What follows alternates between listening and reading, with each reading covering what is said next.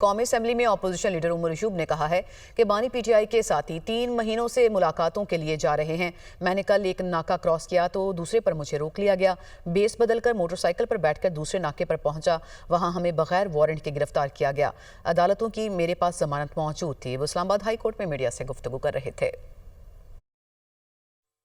Court نے 3 ممبر bench نے order کیا کہ وزیر اعظم عمران خان صاحب کی فیملی شرکان یہاں پہ موجود ہیں اور ان کے رفقائے کاروں سے ان کی ملاقات کرائی جائے۔ بدقسمتی کے ساتھ پچھلے 3 مہینے سے ہم لوگ کوشش کر رہے ہیں اور فیملی کے ممبران جو ہیں وہ 1 مہینے سے وہاں پہ ہم لوگ جاتے ہیں، اور وہاں پہ ستم ظریفی یہ ہے کہ جیل کا کانسٹیبل جو ہے وہ کہتا ہے کہ جی اس آرڈر کا کوئی فائدہ نہیں ہے۔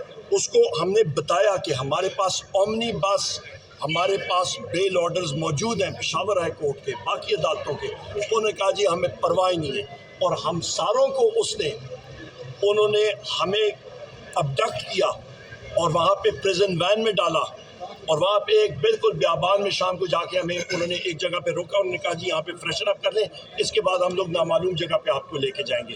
ہمیں نہیں معلوم کہ جیل تھی، تھانہ تھا، بیابان تھا، کدھر جا کے موٹر وے پہ چھوڑا ہے۔